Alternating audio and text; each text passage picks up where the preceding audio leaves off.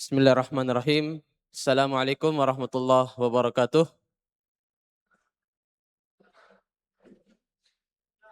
Alhamdulillahi rabbil alamin. Wassalatu wassalam ala mab'uthi rahmatan lil alamin. Nabiyyina Muhammad wa ala alihi wa sahbihi wa man tabi'ahum bi ihsan ila yaumiddin. Amma ba'd.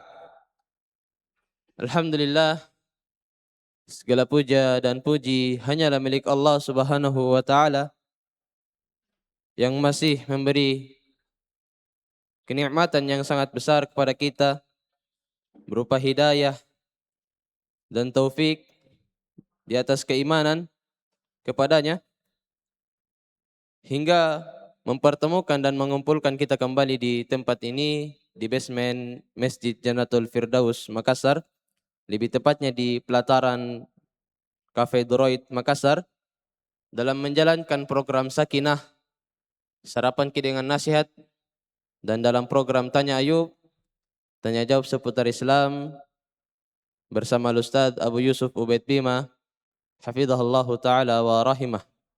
Dan alhamdulillah, dengan segala kelancaran dan kemudahan dari Allah Subhanahu wa taala, guru kita telah berada di tengah-tengah kita. Maka mari kita memulai program kita pada pagi hari ini. Baik, sebelum itu bagi ikhwah atau teman-teman santri yang ingin bertanya secara langsung, boleh datang ke mic yang telah disediakan. Dan bagi teman Ayub yang menyaksikan program ini secara online dimanapun Anda berada, boleh mengirimkan pertanyaannya lewat kolom komentar akun media @Abu Yusuf Ubaid Bima Official. Di akun media @Abu Yusuf Ubaid Bima Official di laman YouTube atau Facebook. Barakallahu fiik. Baik, untuk pertanyaan pertama, kami bacakan pertanyaan yang telah masuk.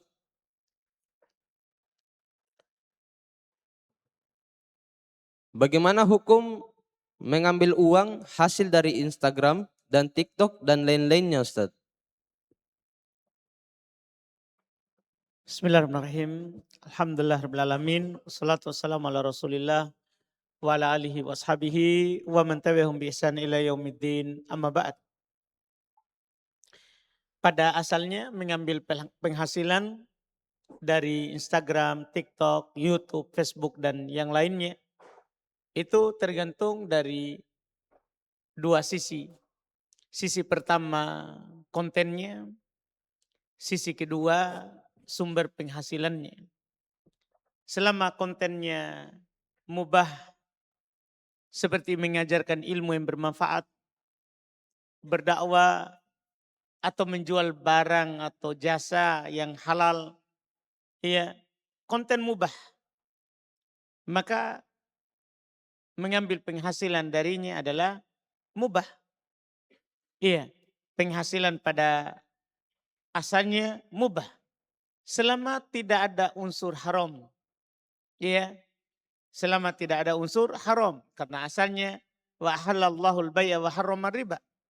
Allah menghalalkan jual beli dan mengharamkan riba. Iya, kalau kontennya mengandung yang haram, maka haram. Kalau kontennya mengandung yang haram, kontennya mengandung musik, kontennya mengandung nyanyian, kontennya mengandung dusta, membuat konten palsu, menghina dan mencela orang, menyebarkan fitnah, mempromosikan judi, minuman keras, transaksi ribawi, penipuan, kontennya haram, hasilnya haram. Iya, hasilnya haram.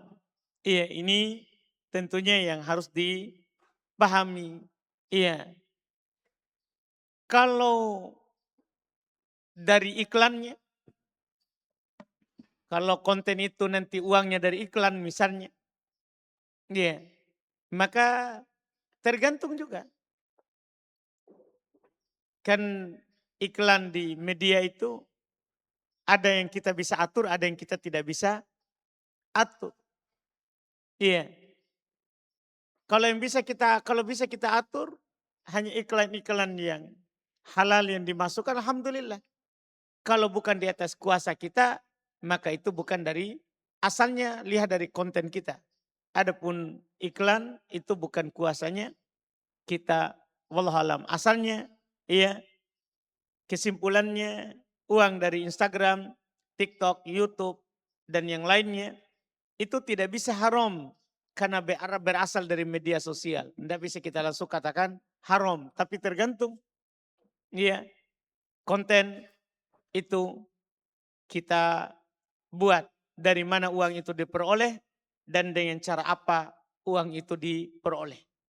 Itu wallahu alam terkait dengan penghasilan dari aktivitas yang dilakukan di media sosial. Wallahu alam. Barakallahu fiik. Pertanyaan kedua, masih dari pertanyaan yang masuk. Assalamualaikum Ustaz, izin tanya, kurma termasuk barang ribawi. Apakah boleh menjual belikannya secara online? Tergantung. Kalau kita mau membeli kurma dengan kurma, maka tidak dibolehkan online. Karena Nabi SAW bersabda dalam hadits riwayat Imam Muslim, at-tamar bit-tamar. Kurma dengan kurma, sawaan bisawain yadan biyadin. Kurma dengan kurma itu harus sama timbangannya. Tangan ke tangan. Harus cash, tunai, di tempat. Itu kalau kurma dengan kurma. Tapi kalau yang kita maksud jual beli kurma online adalah kita beli kurma dengan rupiah, maka ini dibolehkan. Dibolehkan karena kurma dengan rupiah beda jenis. Kurma dengan rupiah beda jenis. Iya, boleh secara online, tidak harus tangan ke tangan. Tidak harus tangan ke tangan. Iya, ini diperbolehkan. Diperbolehkan. Karena sekali lagi, iya, kurma iya dengan rupiah, kurma dengan rupiah tidak sama jenisnya. Satu barang, satu nilai tukar. Satu nilai tukar. Wallahualam. Barakallahu fiik. Pertanyaan berikutnya, ini ada 3 pertanyaan dari satu penanya. Yang pertama, Ustadz, bagaimana batasan darurat atau kebutuhan yang membolehkan penggunaan gambar atau video makhluk bernyawa? Darurat memang, ya, kalau masalah kebutuhan batasan darurat, penggunaan gambar atau video makhluk bernyawa,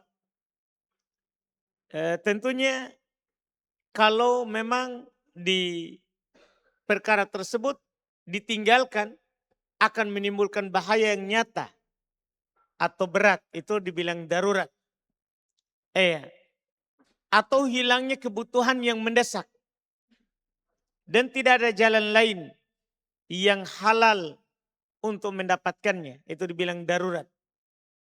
Iya, saya ulangi, darurat itu keadaan apabila perkara tersebut ditinggalkan, kita tidak gambar, kita tidak foto, akan menimbulkan bahaya yang nyata dan berat, atau akan hilang kebutuhan yang sangat mendesak dan tidak ada jalan lain yang halal untuk mendapatkannya. Untuk mendapatkannya. Iya, ini dibolehkan, ini darurat. Karena kaidah fikihnya ad-darurat tubihul mahdurat. Keadaan-keadaan darurat membolehkan perkara yang tidak boleh. Membolehkan perkara yang tidak boleh. Itu kalau kita bertanya terkait dengan batasan darurat. Adapun yang kita singgung itu kebutuhan. Iya. Kebutuhan yang disebut dengan hajiat tentunya lebih ringan daripada darurat. Lebih ringan daripada darurat. Iya. Dan hajat yang muktabar yang diakui oleh syariat adalah kebutuhan yang nyata. Bukan sekedar pelengkap atau keinginan. Yaitu bukan tahsiniyat. Iya, karena ada 3 hal itu. Ada darurat, ada hajiat, ada tahsiniyat. Tahsiniyat itu hanya sekedar keinginan atau hanya sekedar pelengkap saja. Pelengkap saja. Kalau di rumah itu dekornya. Kalau di bangunan, dekornya. Hajiat itu perkara yang dibutuhkan. Dan perkara hajiat itu yang dibutuhkan ya muktabar syar'an. Yang dianggap secara syariat. Hajiat ini bisa bimanzilati darurah dalam kode fikihnya. Kalau memang dia memang dibutuhkan, memang sama dengan darurat. Boleh dilakukan. Boleh dilakukan. Iya. Wallahualam. Barakallahu fiik. Pertanyaan kedua dan ketiganya, apakah video santri yang melakukan rekam adegan untuk promosi, video suasana kegiatan atau foto bapak-bapak yang sedang membangun masjid termasuk kebutuhan yang dibolehkan? Dan apakah rekam adegan yang sengaja dibuat dengan di depan kamera untuk promosi juga dibolehkan, Ustaz? Baik. Kalau ini iya video santri untuk promosi ya. Ini perlu dirinci. Iya. Jika video santri itu sengaja direkam untuk dijadikan bahan promosi, iya. Secara asal bahan promosi itu bukan masuk dalam darurat kalau kita hubungan dengan pertanyaan pertama. Itu bukan iya, masuk dalam perkara darurat. Bahkan biasanya masih terdapat ya banyak alternatif lain. Iya. Seperti mengambil gambar bangunan, fasilitas tanpa menampilkan manusia, menggunakan desain gambarnya, menggunakan tulisan, menggunakan rekaman suara, menampilkan kegiatan tanpa menampakkan wajah atau semisalnya. Iya, ini bisa, kalau bisa digantikan. Ini kalau itu yang diinginkan. Adapun jika yang dimaksud adalah video kegiatan yang memang terjadi secara alami, memang lagi dilakukan, bukan dibuat-buat. Kan yang pertama tadi itu sengaja dibuat, tidak ada kegiatan. Tidak ada kegiatan cor, tidak ada kegiatan angka pasir, tapi untuk iklan saja. Tiba-tiba dia pergi angka pasir, keringannya dibuat, dititikan dengan air. Itu tidak ada daruratnya. Itu tidak ada daruratnya. Tapi kedua, bentuk kedua ini yang dibahas adalah iya, ada jika yang dimaksud video kegiatan memang terjadi secara alami, memang lagi dilakukan. Ia lagi dijalankan hal tersebut secara alami. Misalnya suasana belajar santri. Iya. Kemudian seorang merekam kegiatan tersebut untuk dokumentasi. Iya. Maka pembahasan ini berbeda dengan yang sebelumnya. Ada kegiatan memang lagi membangun. Ia lagi ada kegiatan kemudian ada yang merekamnya. Ini berbeda dengan yang sebelumnya. Berbeda dengan yang sebelumnya. Karena di sini ya para ulama ada khilaf. Ada khilaf. Apakah ini dibolehkan atau tidak karena tidak ada unsur. Memang kebetulan terjadi dan dijadikan sebagai bahan untuk mengajak orang lain bertawun dalam kebaikan. Bertawun dalam kebaikan. Iya. Ini ada yang membolehkan untuk hati-hati, ada yang tidak membolehkan. Iya, ada yang mengatakan tidak boleh untuk hati-hati. Ada yang mengatakan boleh saja. Karena ini hanya sekedar untuk menunjukkan orang terhadap kebaikan. Iya, menunjukkan orang terhadap kebaikan. Ad-dal al-khair kafa'ili. Orang yang menunjuki orang lain atas kebaikan seperti pelakunya. Ini masuk di dalam hal tersebut. Dan siapa yang mau hati-hati ya boleh mengambil pendapat yang ulama mengatakan tidak perlu. Kalau itu kan berarti tidak perlu iklan-iklan lagi. Tidak perlu iklan lagi. Tapi untuk kayak sekarang ini orang dunianya visual ya dan sudah banyak kadang ditipu. Artinya banyak orang mengajak kepada sesuatu tapi ternyata tidak ada sesuatu itu. Tidak ada kegiatannya. Tidak ada kegiatannya. Jadi orang sudah banyak yang ditipu. Sehingga kadang orang memang hajat dibutuhkan untuk memberikan bukti bahwa memang ada kegiatan. Ya, sama dengan kita ini di RBA ini kadang ya ada ada orang diajak ya untuk bantu santri, dibilang ada betul ke santrinya? Kadang di RBA juga lagi membangun, diajak orang, ayo bantu bangun masjid. Kadang ada orang bertanya, di mana lokasinya? Kalau hanya sekedar foto dia tanya, di mana lokasinya? Karena foto sekarang bisa dibuat. Orang bertanya, sudah banyak sekali orang bertanya ke kita, di mana lokasinya? Sekedar dia mau pergi lihat, kalau bisa dia lihat. Lewat di situ, setelah lewat baru dia sumbang. Oh betul ada. Maka sekarang ini itu dibutuhkan. Iya dibutuhkan. Supaya orang yakin bahwa betul. Karena sekarang banyak juga orang sebarkan rekening pembangunan masjid, ternyata tidak ada masjidnya. Iya. Bahkan sekarang kadang ada orang sebarkan keris atas nama masjid, ternyata atas namanya. Nah, ini kan hal-hal yang membuat orang itu tidak percaya terhadap ajakan kebaikan. Maka untuk kebutuhan dokumentasi, pelaporan, ya bahwa memang ada kegiatan, itu sudah diperlukan.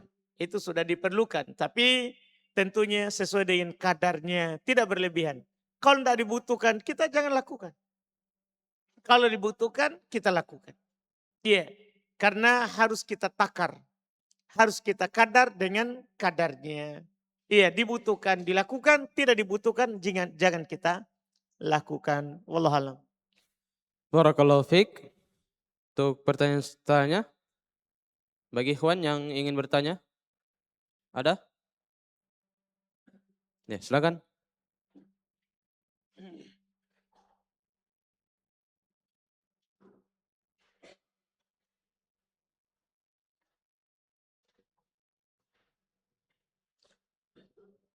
Bismillah.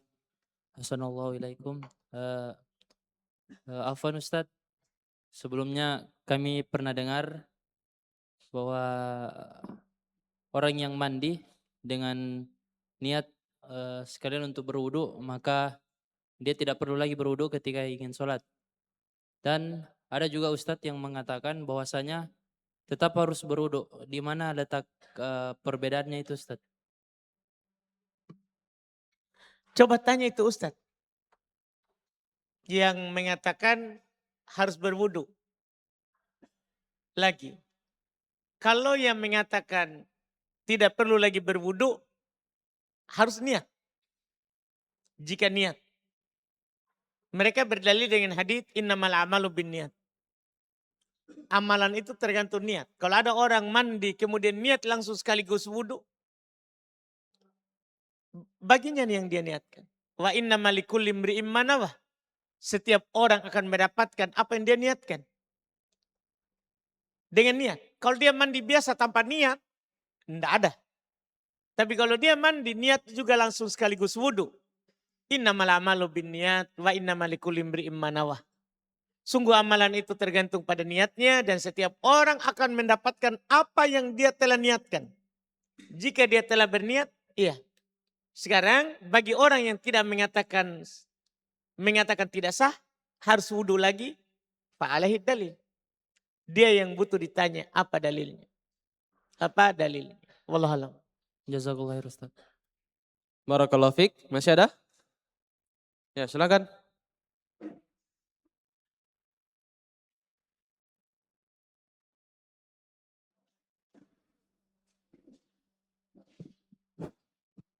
Bismillah, Assalamualaikum Ustaz. Apa hukumnya berfoto dengan maksud dan tujuan ingin mengenang suatu momen atau masa? Baik. Berfoto ya? Iya. Iya. Ini termasuk perkara yang sering dibicarakan ya. Untuk masa kita sekarang ini. Iya. Dan kalau kita melihat apa yang dipatwakan, ada yang membolehkan, ada yang tidak. Iya. Seperti Syekh Mukbil,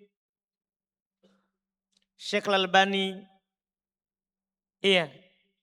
Bahkan Syekh bin Baz juga punya tulisan haramnya taswir, haramnya foto. Iya. Tanpa ada darurat, tanpa ada hajat. Hanya sekedar tahsiniat. Itu tadi, kenangan. Itu dibilang tahsiniat. Iya. Mereka haramkan. Mereka haramkan. Ada juga yang, kalau ulama kontemporer sekarang, seperti Syekh Shalih Al Fauzan. Iya, yang masih hidup. Mengharamkan foto. Boleh dilihat pembahasan beliau di syarah kitab Tauhid.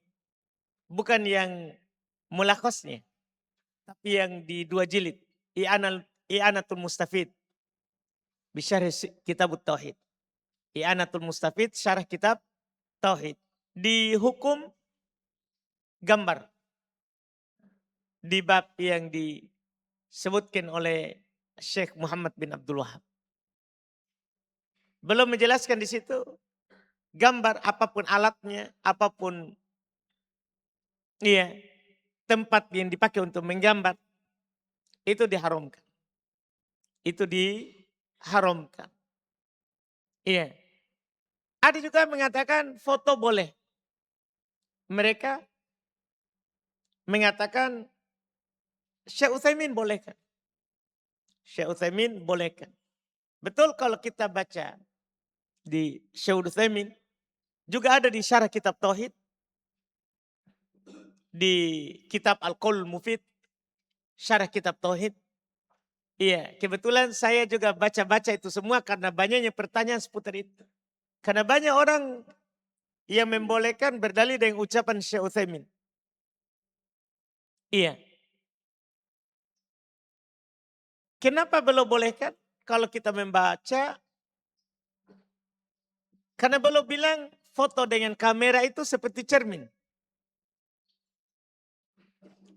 Seperti cermin, kita bercermin. Itu foto dengan kamera. Itu tidak masuk dalam gambar katanya. Kata beliau. Karena itu seperti bercermin. Cuma perhatikan baik-baik. Beliau persyaratkan. Dengan syarat tidak ada unsur perbuatan tangan manusia. Artinya tidak diubah-ubah, tidak diedit. Tidak diubah warnanya. Kapan ada pengeditan, biar beliau juga bilang itu gambar. Karena beliau berpendapat kamera itu seperti cermin. Sehingga beliau bolehkan. Tidak boleh diedit-edit. Karena kapan diedit maka sudah keluar dari cermin. Dan Masya Allah, saya baca itu kitab Al-Qaul Mufid, syarah kitab Tauhid. Beliau juga bilang jika dibutuhkan. Ternyata. Artinya kalau diedit atau tidak dibutuhkan, beliau akan bilang juga tidak boleh. Karena tidak mungkin beliau berpendapat menyelisihi dalil. Karena jelas dalilnya. Nabi SAW bersabda, la'anallahul musawwirin. Allah melaknat orang yang menggambar. Dilaknat. Dijauhkan dari rahmat. Bahkan Nabi SAW bersabda, kullu musawwir finnar. Setiap yang menggambar di neraka. Kata Syekh Shalih Al Fauzan, nanti kita bisa baca itu kitab, I'anatul Mustafid, syarah kitab Tauhid. Kullu musawwir. Setiap penggambar. Kata Syekh Shalih Al Fauzan, apapun alatnya. Apapun alat. Kullu musawwir finnar. Setiap penggambar di neraka. Diancam. Apapun alatnya. Maka untuk hati-hati kita tidak bermudahan. Kita tidak bermudahan. Iya. Dalam hal tersebut. Karena dalilnya keras dan jelas. Iya. Karena masalah ini adalah masalah akan mengantarkan kepada hal yang tidak baik. Apalagi menggambar seorang alim. Syekh Muhammad memasukkan di kitab Tauhid. Karena awal kesyirikan dari manusia. Awal kesyirikan di kaum Nuh. Itu gambar. Apalagi gambar orang alim. Jangan. Karena lama-lama orang ambil berkah dari gambar yang orang alim. Jangan berbicara nanti beberapa puluh tahun kemudian seperti kaum Nuh. Coba lihat orang sekarang. Apakah belum ada orang yang mengambil berkah dari foto? Saudara? Dah? Lihat makin di warung yang ada foto, mohon maaf, guru pulang. Dah? Barakahnya. Ada berkahnya kan? Itu bahayanya gambar. Iya. Gambar itu dimaafkan kalau gambar muhana. Kalau gambarnya itu dihinakan. Jadikan keset. Gambar dimaafkan, muhana dihinakan.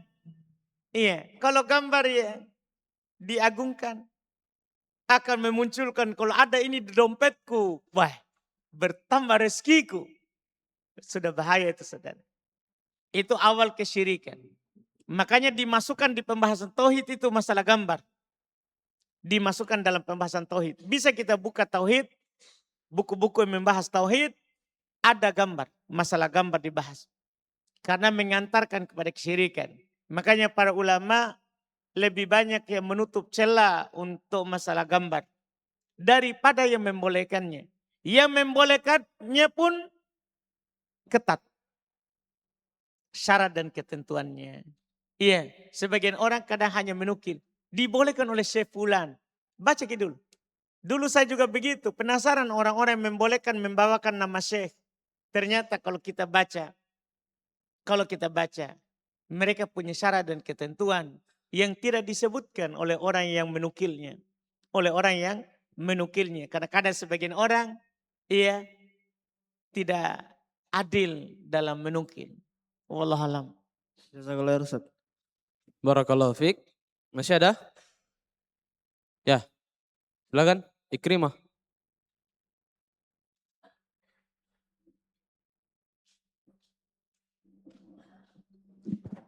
Assalamualaikum Ustaz.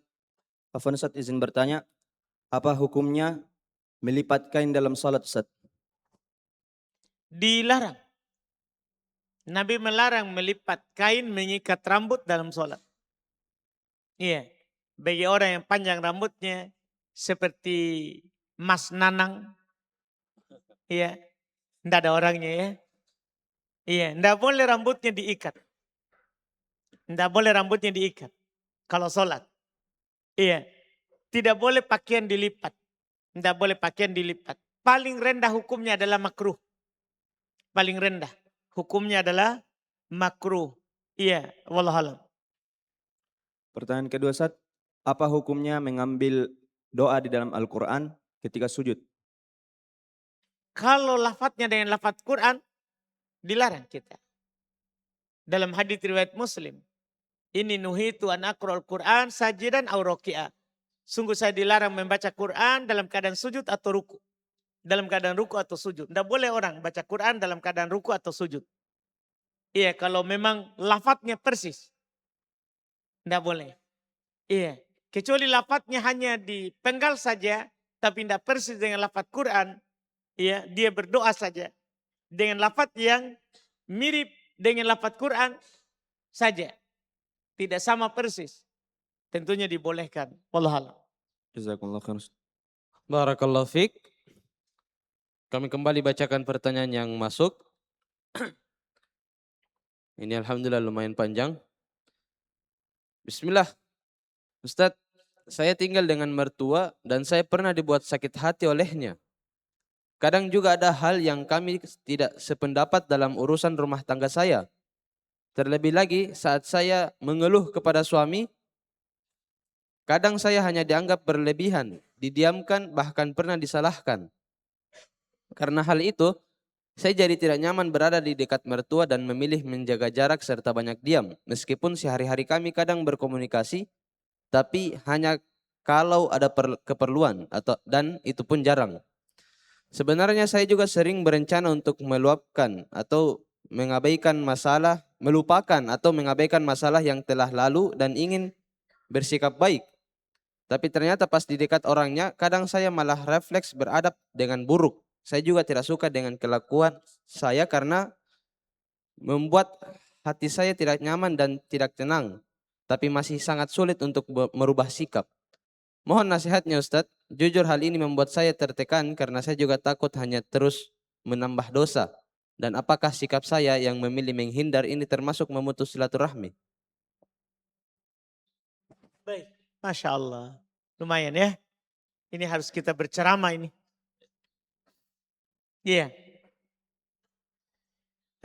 Pertama yang ada titik tadi yang kita katakan, iya, merasa berdosa ya.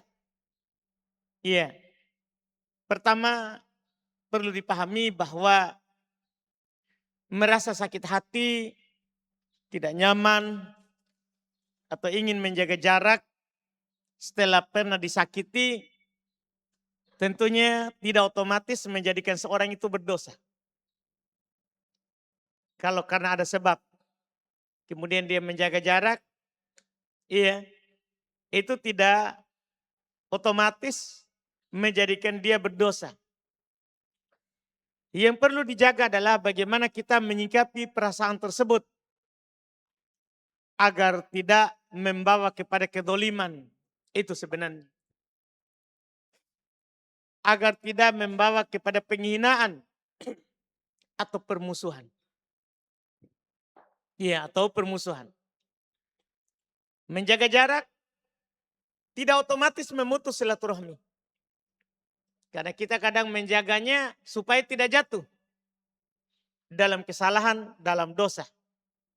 Iya. Makanya disebutkan jika yang dimaksud dengan menghindar yaitu mengurangi interaksi karena ingin menjaga diri dari pertengkaran, ingin menjaga lisan. Karena kalau kita gabung sama lagi, lisan, iya, muncul kejengkelan, iya. Menghindar karena ingin menghindari munculnya sikap buruk. Maka ini tidak dinamakan memutus silaturahmi. Ini kita cuma menghindar untuk tidak berbuat dosa. Iya. Memutus silaturahmi itu adalah sengaja memutus hubungan. Dan tidak mau lagi berbuat baik kepada kerabat tanpa alasan yang dibenarkan. Itu disebut memutus silaturahmi. Dan perlu kita pahami menyambung silaturahmi itu tidak berarti harus selalu dekat. Biar kita jauh. Biar kita jauh. Kalau kita tetap menelpon, menanyakan kabar, itu tetap dikatakan menyambung. Iya. Tetap dikatakan menyambung silaturahmi. Iya. Tidak harus selalu berbicara panjang. Iya. Tidak harus tinggal serumah dengan nyaman. Atau tidak harus selalu sepakat dalam semua perkara. Tidak harus. Karena kan memang disebutkan. Di dalam masalah hubungan suami istri. Iya. Mertua dan menantu. Karena beda umur. Beda juga ibu, bapaknya, beda asalnya, beda lingkungan tarbiyah hidupnya, maka pasti ada perbedaan pendapat. Maka disebutkan oleh para ulama, tugasnya suamilah yang menyatukannya. Memahamkan ibunya dan memahamkan istrinya. Termasuk kesalahan suami, kalau dia tidak memahamkan ibunya dan memahamkan istrinya. Kalau dia malah mendiamkan istrinya, ini kesalahannya. Harusnya dia pahamkan istrinya. Ini kan istrinya baru datang di keluarganya. Dia pahamkan, ibuku memang begitu sifatnya. Kalau mau begini saja, mengalah saja, atau dia bicara dengan istrinya. Dan dia bicara dengan ibunya juga. Jangan hanya istrinya. Dia nasihati juga ibunya, kasih tahu, Bu, ya kita tahu minta istriku ini masih anak muda. Ya kadang kita pilih warna biru tapi istriku mau pink. Kan iya selama barangnya enggak apa-apa lah dia pilih warna itu. dia pilih kasurnya, dia pilih spraynya. Kan masalahnya istriku yang tidur di atasnya, bukan kita. Kita dikompromikan. Kalau dia tidak kompromikan, tidak cocok jadi pemimpin. Tidak cocok jadi pemimpin. Ini yang harus dia lakukan. Iya, ini harus dia lakukan. Iya. Dan di sini kita katakan tidak harus kita memaksakan diri menjadi sangat dekat. Tidak perlu. Iya, kalau seperti itu. Tidak harus kita dikatakan sebagai menantu yang baik, yang akrab begitu dengan mertua. Iya. Tidak apa-apa kita mulai dengan perkara-perkara yang sederhana. Tetap memberi salam, tetap menjawab ketika ditanya, berbicara dengan sopan, membantu jika mampu. Ya, tidak membicarakan keburukannya di orang lain, tidak mencari-cari kesalahannya, tetap mendoakannya, memaafkan kesalahannya yang telah berlalu sedikit demi sedikit. Kalau tidak bisa kita melupakan semuanya, sedikit demi sedikit. Iya, sedikit demi sedikit. Iya, ini yang kita harus lakukan. Bagi suami, iya, suami dilihat dari pertanyaan ini suami tidak memahami keluhannya. Seharusnya ya dia pahami keluhan istrinya. Iya. Seorang istri itu butuh kepada suami yang mau mendengar keluhannya. Kalau bukan lagi kita yang mendengar ceritanya, siapa? Dengar saja. Dan terkadang itu istri satu cerita, nah itu terus dina ulang. Oh, dengar saja. Jangan bilang, sudah kita cerita itu. Ya, dengarkan saja. Walaupun dia sudah pernah cerita. Ya, jangan langsung potong. Pernah kita cerita itu, jangan. Enggak. Dia sudah letih seharian di rumah. Kita pulang, dia mau cerita, langsung bilang, pernah pakai itu. Biarkan itu Tommy isi hatinya dia keluarkan. Iya, harus dia mendengarkan dan memahami. Iya, dan iya, tugasnya suami untuk ia mencarikan jalan keluar istrinya. Kalau memang tinggal bersama membuat istrinya jatuh dalam dosa kepada orang tuanya, mertuanya, seharusnya kasih tempat tinggal. Tidak harus tinggal bersama kan untuk berbuat baik. Karena memang kewajibannya suami memberikan tempat tinggal kepada istrinya. Sesuai dengan kemampuannya. Memberikan tempat tinggal terhadap suaminya. Iya. Sesuai dengan kemampuannya. Sekali lagi sesuai dengan kemampuannya. Wallahualam. Iya, dan ini tentunya sangat panjang sekali apa yang diceritakan. Ya, itu sebagian yang bisa kita tangkap. Wallahualam. Barakallahu fiik. Pertanyaan berikutnya. Izin bertanya Ustadz. Apakah kita sebagai suami masih wajib bersabar apabila istri kita dianiaya? Dalam kurung dipukuli oleh adik kandungnya sendiri. Memang suami tidak melihat dengan mata kepala langsung, tetapi indikasinya ada Ustadz, seperti mata yang lebam. Dan kemarin sempat dengar kepalanya dibenturkan ke tembok. Dan sang istri tidak mau mengakui kalau dia dipukuli, seolah-olah dia menutupi kesalahan adik kandungnya. Wah, Masya Allah. Iya. Sebagai suami, istri kita adalah pimpinan istri. Orang tuanya saja tidak berhak lagi untuk memukulnya. Karena dia sudah serahkan. Apalagi adiknya. Apalagi kakaknya. Kita harus berdiri di hadapan. Iya. Bahkan kalau kita dibunuh oleh adiknya. Gara-gara membela istri. Syahid. Man kutila dunna ahlihi fahuwa syahid. Siapa yang dibunuh karena membela keluarganya, membela istrinya, syahid. Iya, berdiri di hadapannya untuk menjaga istri. Kalau kita dibunuh gara-gara itu, alhamdulillah mati syahid. Kapan lagi kita mati syahid? Iya. Tidak boleh kita membiarkan istri kita didolimi. Karena itu adalah tanggung jawabnya kita. Tanggung jawabnya kita sebagai suami. Kullukum ra'in wa kullukum mas'ulun an ra'iyati. Ar-rajulu ra'in fi ahli baiti wa mas'ulun an ra'iyati. Setiap kalian adalah pemimpin dan setiap kalian akan dimintai pertanggungjawaban atas kepemimpinannya.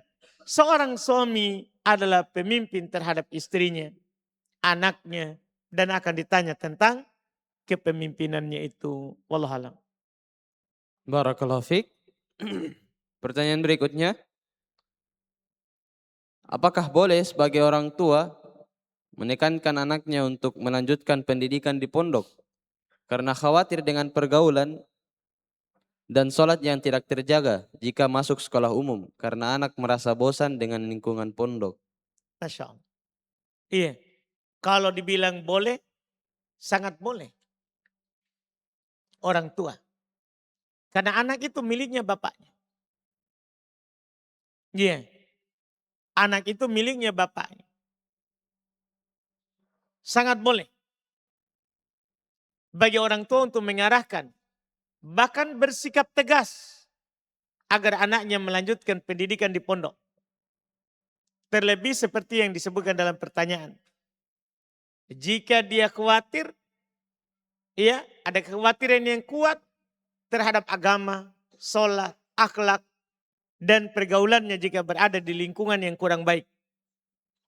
Jika berada di lingkungan yang kurang baik. Iya. Karena orang tua itu diwajibkan untuk menjaga keluarganya.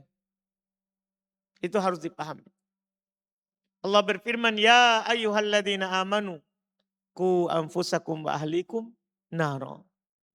Wahai orang-orang yang beriman, jagalah diri kalian dan keluarga kalian dari api neraka. Itu kewajiban orang tua. Iya.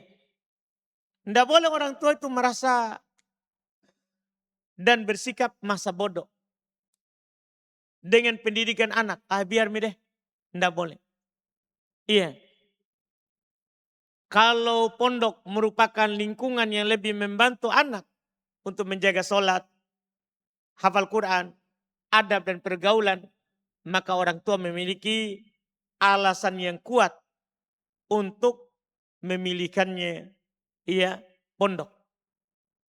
Iya.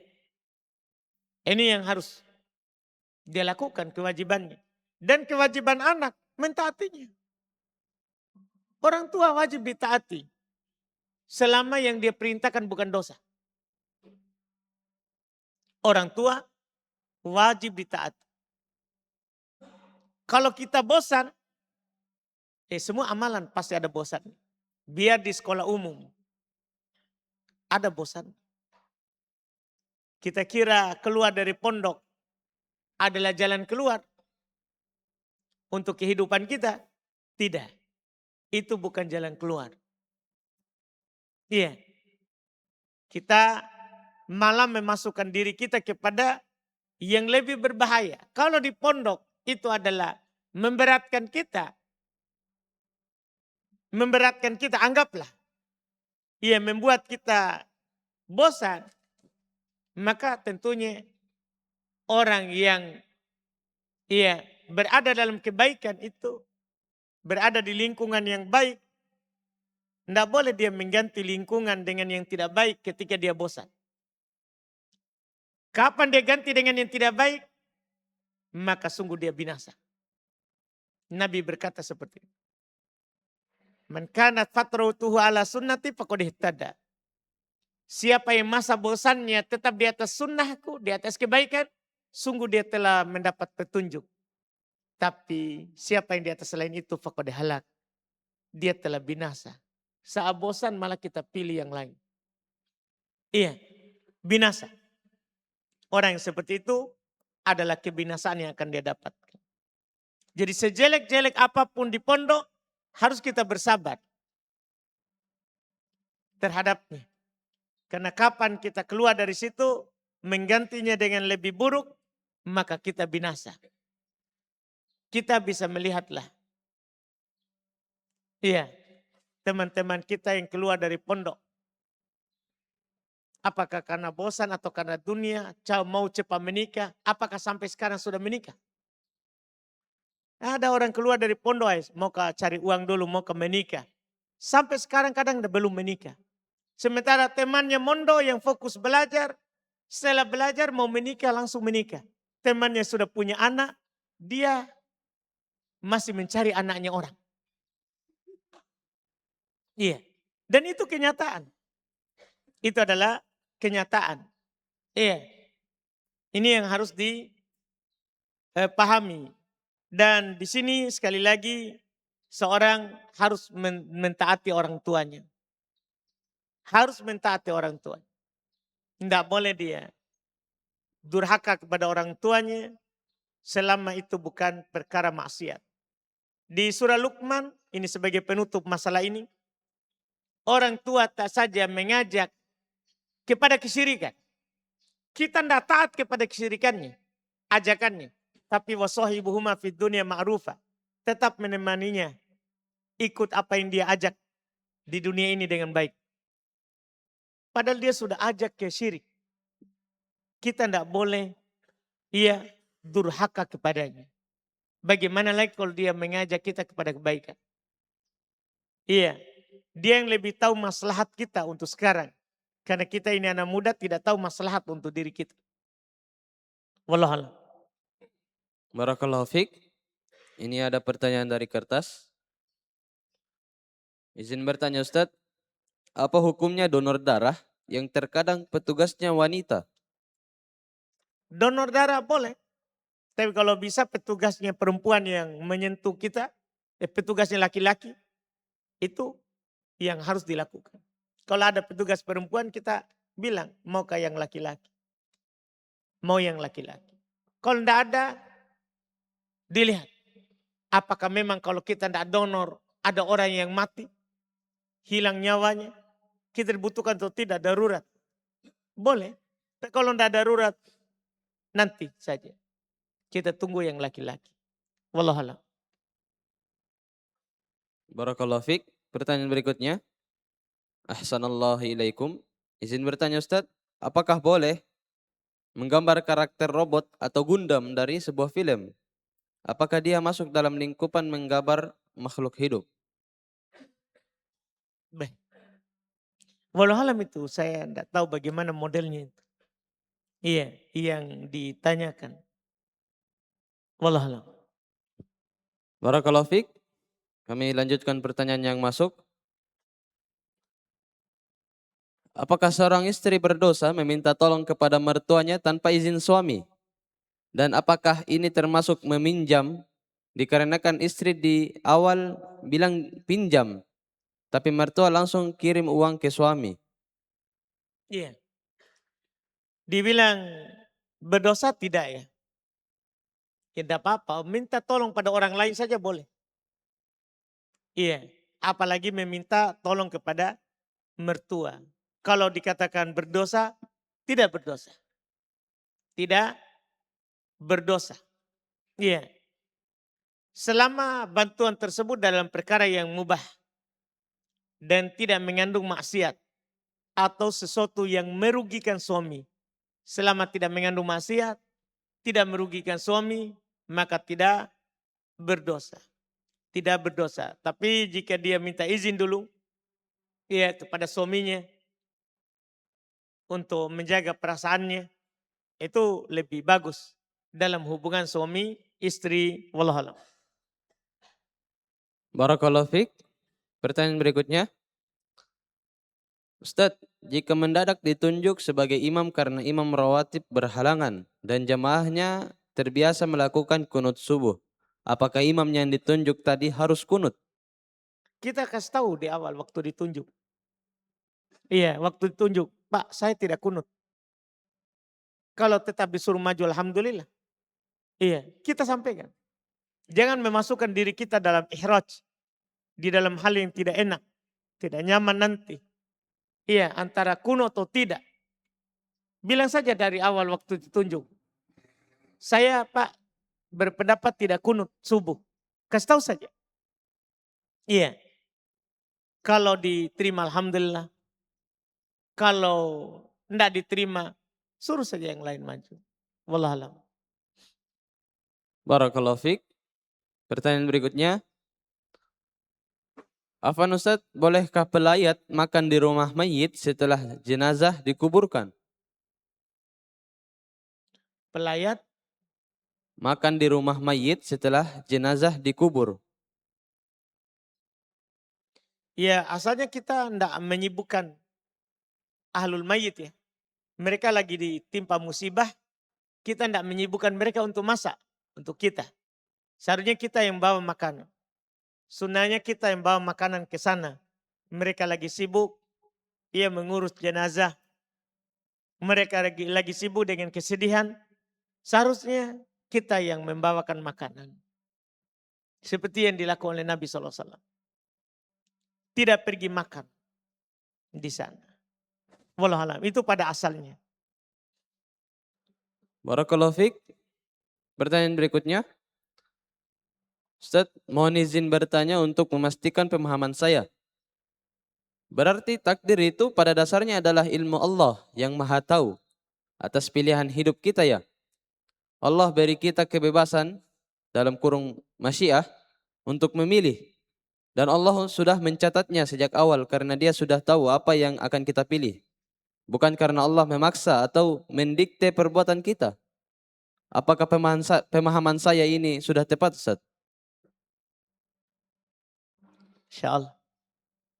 Keimanan terhadap takdir itu, kita beriman terhadap 4 perkara.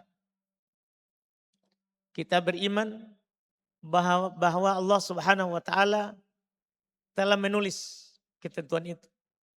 Martabatul kitabah. Yang kedua, kita percaya semua apa yang terjadi pada diri kita itu diketahui oleh Allah Subhanahu wa taala. Itu namanya martabatul ilm. Kemudian yang ketiga, kita beriman. Kita percaya bahwa semuanya Allah Subhanahu wa taala kehendaki. Martabatul masyiah. Iya. Yang keempat, kita percaya bahwa Allah Subhanahu wa taala yang menciptakan semuanya.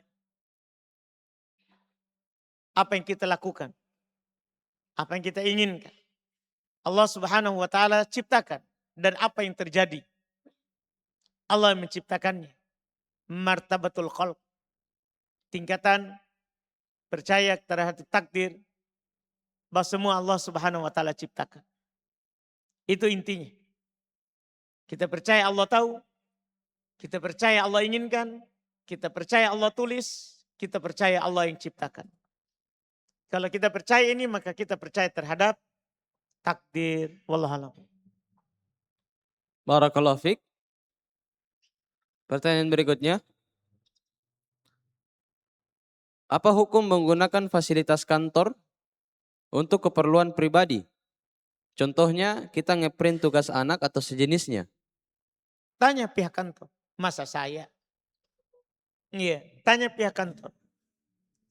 Tanya kepala kantornya. Boleh nggak saya pakai ini? Kalau dia bilang boleh, boleh. Kalau dia bilang tidak boleh, tidak boleh. Jangan sampai nanti saya bilang tidak boleh, ternyata yang punya kantor bolehkan. Kan masalah saya. Atau saya bilang boleh, ternyata pihak kantor tidak membolehkannya. Saya juga masalah. Tidak bisa kita bilang, tidak boleh kamu lakukan, usaha upaya bolehkan. Bukan saya yang dilihat, tanya. Jadi tanya yang punya kantor. Wallahualam. Barakallahu fiik. Pertanyaan berikutnya. Izin bertanya Ustaz, apakah benar apabila air lebih dari 2 kolam atau 216 liter di dalam 2 kolam yang bersambung, jika kita wudhu di situ tidak sah? Hah? Jika wudhu tidak sah? 2 kolam. 2 kolam, 216 liter. Kenapa bisa tidak sah?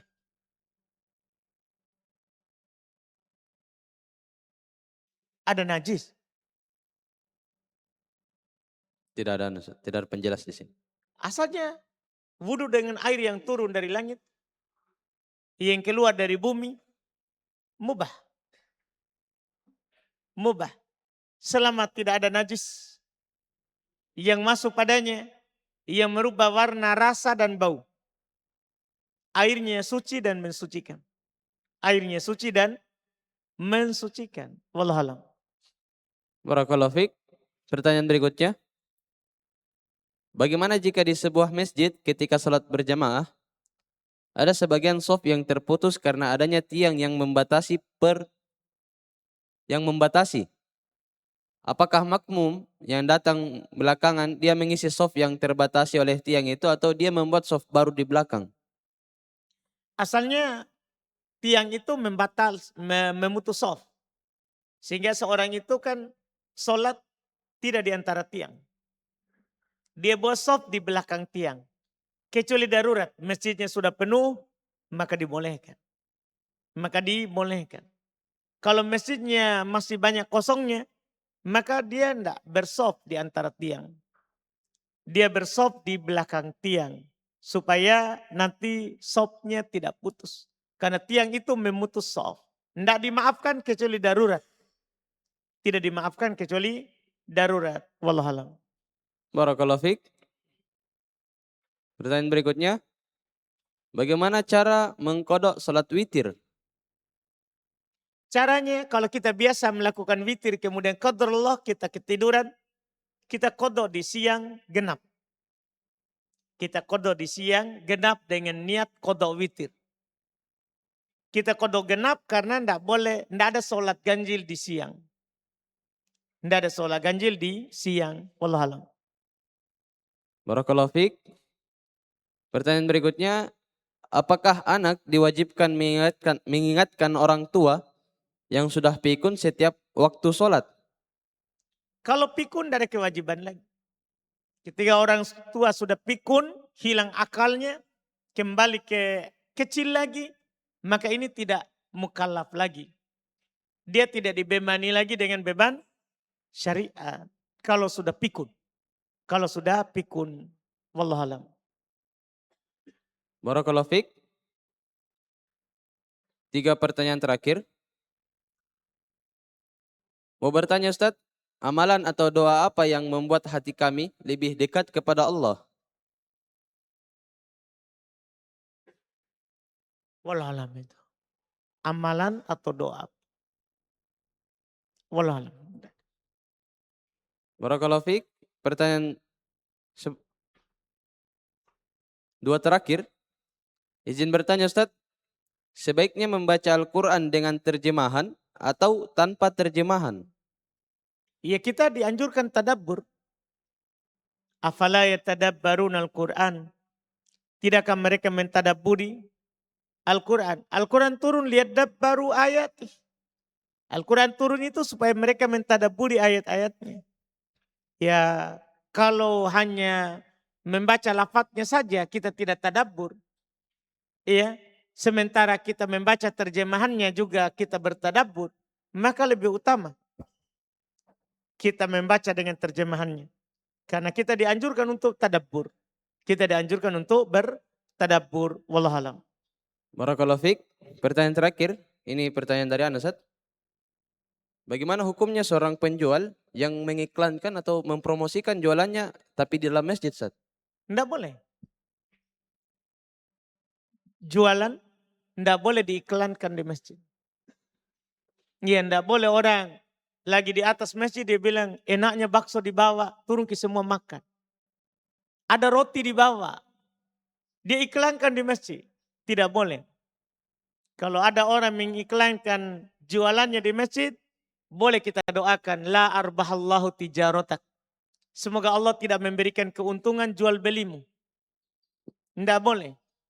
Iya, bahkan walaupun jualan itu keuntungannya untuk masjid. Tidak boleh. Ada orang misalnya punya umroh, travel umroh. Itu travel keuntungannya untuk masjid. Tidak boleh diiklankan di masjid. Karena masjid bukan untuk jual beli. Masjid bukan untuk jual beli. Wallahu alam. Barakallahu fiik. Dengan terjawabnya pertanyaan terakhir tadi, berakhir pula program kita pada pagi hari ini. Kami mengucapkan kepada Ustadz, jazakallah khairan, barakallahu fiik, wa yassarakallah fi kulli umurik. Semoga Ustadz dalam senantiasa penjagaan dan perlindungan Allah Subhanahu wa taala. Dan kami mohon maaf atas banyaknya pertanyaan yang belum sempat kami bacakan. Insyaallah kita akan bertemu di lain waktu. Ana ingatkan kembali kepada teman-teman, jangan lupa untuk mensubscribe, memfollow dan men-share akun media @Abu Yusuf Ubaid Bima Official dan akun media @Masjid Jannatul Firdaus Official, sekaligus akun media @Rumah Bahasa Arab, karena itu semua gratis. Ana tutup, subhanakallahumma wa bihamdik, asyhadu an la ilaha illa anta astaghfiruka wa atubu ilaik. Assalamualaikum warahmatullahi wabarakatuh.